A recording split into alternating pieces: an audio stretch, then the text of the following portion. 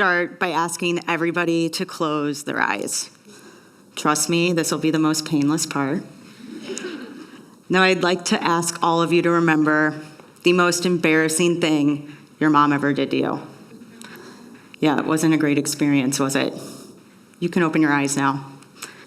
Was your mom a little bit overbearing, like that time she called your significant other in high school to make sure the two of you were practicing safe sex? Or even worse, when she walked into their house unannounced on a Saturday night to check in? Or maybe you had one of those very confident moms who encouraged everybody to change openly in a locker room, only to shout, "Wow, would you look at that bush," when you dropped your pants.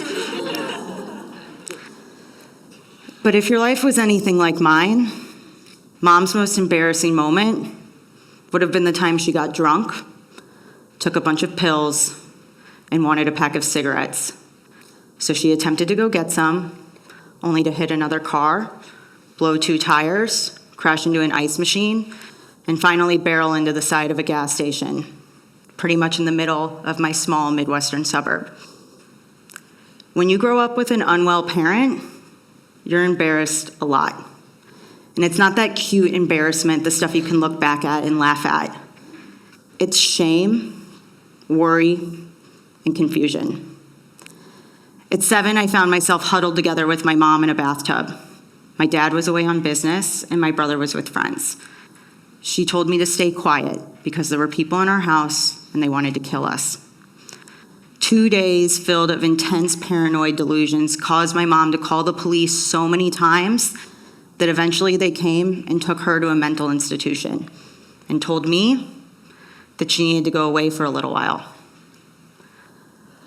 I was left with my neighbors, alone, confused, anxious. I knew my mom was sick, but she didn't look sick, so I just couldn't really understand. And all of this trauma and chaotic scenarios would be my new normal, like her giving me a credit card at the age of 11, or buying my friends and I cigarettes at 13, or giving us alcohol at 14 because we couldn't drive anyways.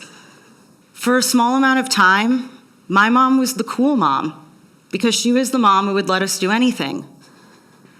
But then she once flicked off my oldest friend for not cleaning up after herself.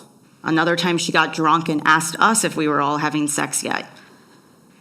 And for me, the icing on the cake was the day she called me a dumb Jewish bitch and threw a pair of scissors at me, only for me to dodge and us both look at them sticking out of the wall.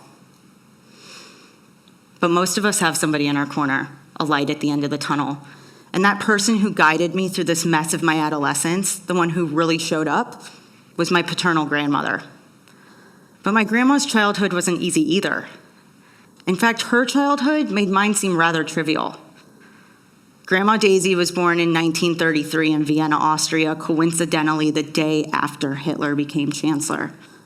Her life began with religious persecution, trauma, separation from her family, and the inevitable truth that the majority of them, including her father, had died in concentration camps. She spent her formative years in an orphanage in rural England. But in 1948, the following article ran: my great-grandmother, my great-aunt, and my grandma were reunited after a decade of being apart, never knowing if they would actually see each other again. But they had a pillar of hope during those years. It was life after the war, and they had Daisy, my grandma. These women were stoic. They never complained. Like most grandmas, mine was the last to sit down at the dinner table and the first to get up to clean. She was a preschool teacher. She would read the dictionary. She loved life.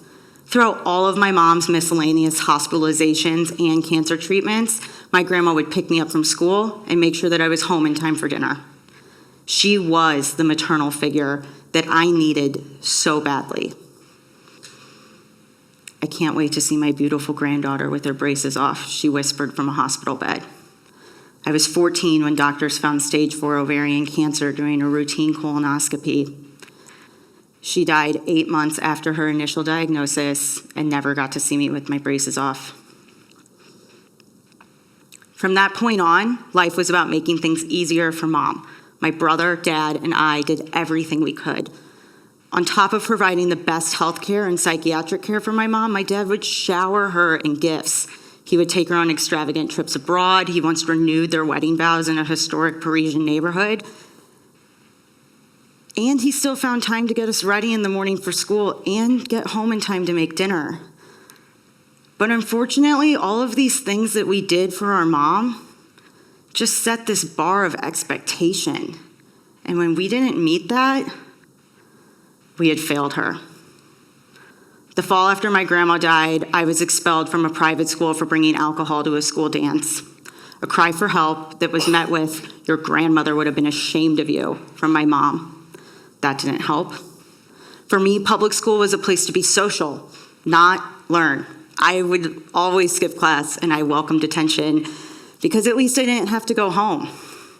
But soon I found a class that I didn't want to skip, and it provided extracurricular activities. Photography.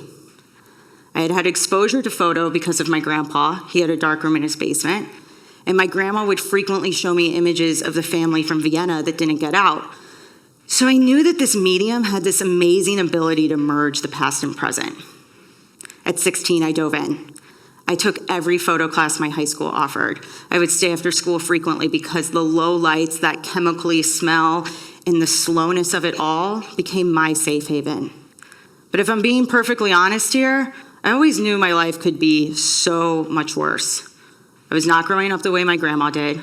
I was not a woman born into a misogynistic society, a refugee separated from my parents, or a teen growing up in trigger-happy America. I was a middle-class white Jewish girl with a car, a therapist. I had my free will. My grandma was able to keep her head held high when she had so much to worry about. Why couldn't I? After my parents' divorce was final, my mom put locks like these on every door in our house. And let me make a note here. If the alarm went off at this point in time, it was the end of days. So my mom would get drunk, lock these locks, and go to sleep. I would come home from work, open the door halfway to have an alarm initiated beeping.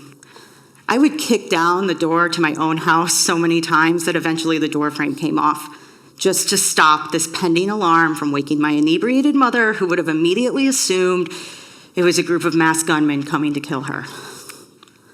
Leaving home for college was my only way out. But college and learning and academia in general intimidated me. It was not cool to try hard in my friend group, and we never studied together. So when it came time to leave for school, I just knew I wanted to take pictures. My first real assignment at the University of Missouri was to photograph something private. For me, something about me being the one to finally go shoot my mom in our own house just felt right. So one day in 2009, I took my camera home and I just started taking pictures. I remember being like, wow, this is disgusting, or, ugh, look at this mess. I was highly critical and simultaneously full of animosity. I was highly critical and simultaneously full of animosity, but also full of sadness that this was home now. And then I heard my mom's door unlock. Her footsteps head down the stairs. She sat on the couch and lit a cigarette. And this happened. I had no idea that this portrait would be the first of thousands, that it would go on to initiate a body of work titled "You Have Nothing to Worry About," that body of work would spark a social media community with over 50,000 followers talking about mental health in the home. I also had no idea how much this would change my perspective on education and also give me the confidence to graduate with honors from my master's program. But I also had no idea how much I would learn about empathy via taking pictures. Photographing my mom and our life gave me an opportunity to pause all of the chaos. For the first time ever, I could look at things that hurt me, like this photo of my mom's bedspread.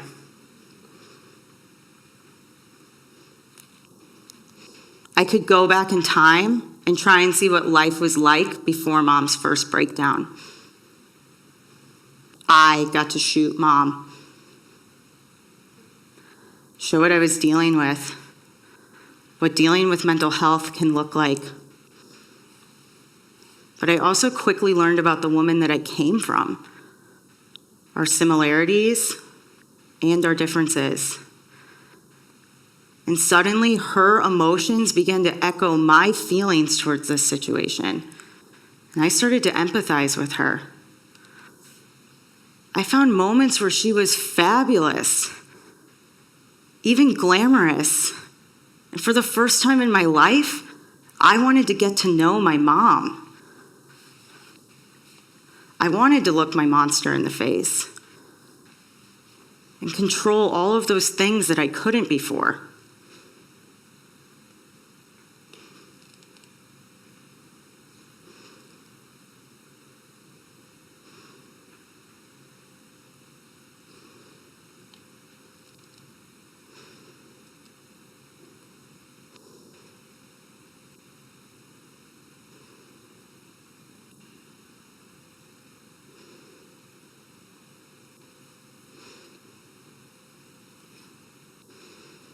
I am still learning to deal with the cards that I've been dealt, but I have learned that mental health and drug addiction do not discriminate. I've also learned that we are not predisposed to be genetic copies of our parents. Photographing all of those tough moments can be incredibly important because photography can change people. It changed me. Taking pictures let my mom and I laugh again and learn how to keep loving each other. It doesn't matter what end of the camera you reside on, the attention of being photographed not only ensures that your voice is being heard, but that you're also being seen. Taking pictures, making art, telling stories has changed my life. It's shown me that family and love can endure immense trauma and separation, but that finding something to be passionate about, like art, music, performing, sports, dancing, business, whatever, can lead to cathartic epiphanies that can allow us to commemorate life's imperfections. I love photography because it has the ability to keep people alive long after they're gone and act as a constant reminder of how they persevered, like this image of my grandma and I.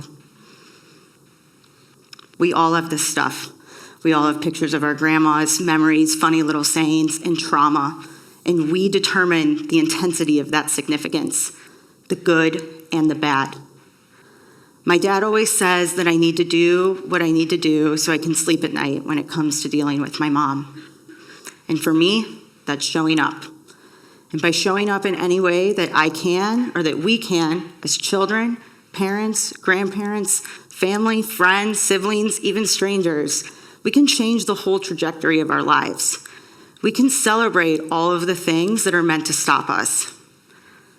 I'd like to leave everybody with a note that my brother taped one day to the door for our mom. A reminder, you have nothing to worry about. Thank you.